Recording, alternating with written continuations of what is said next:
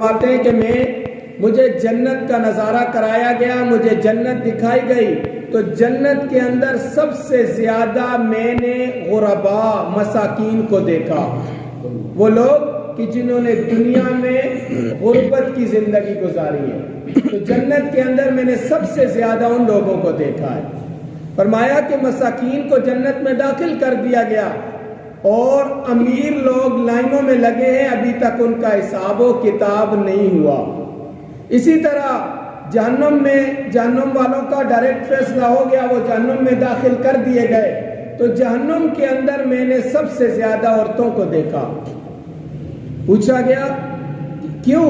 عورتیں کیوں جہنم میں سب سے زیادہ ہیں؟ فرمایا گیا کہ ان کے کفر کی وجہ سے۔ تو نبی علیہ الصلوۃ والسلام سے پوچھا گیا کہ کیا اللہ کے ساتھ کفر کی وجہ سے؟ حدیث کا مفہوم ہے، نبی علیہ الصلوۃ والسلام نے فرمایا اللہ کے ساتھ کفر کی وجہ سے نہیں، بلکہ اپنے خاوندوں کی ناشکری کی وجہ سے۔ کفر سے مراد حق کو چھپانا بھی ہے، کفر سے مراد اللہ کا انکار کرنا بھی ہے، اور کفر سے مراد ناشکری کرنی بھی ہے۔ تو یہاں کفران نعمت مراد ہے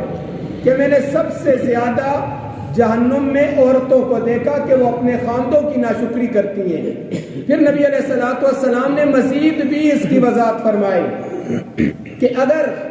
بعض عورتیں تو ایسی ہوتی ہیں، یعنی یہ ساری عورتوں کے متعلق تو نہیں ہے لیکن اکثر تو ایسی ہوتی ہیں، فرمایا کہ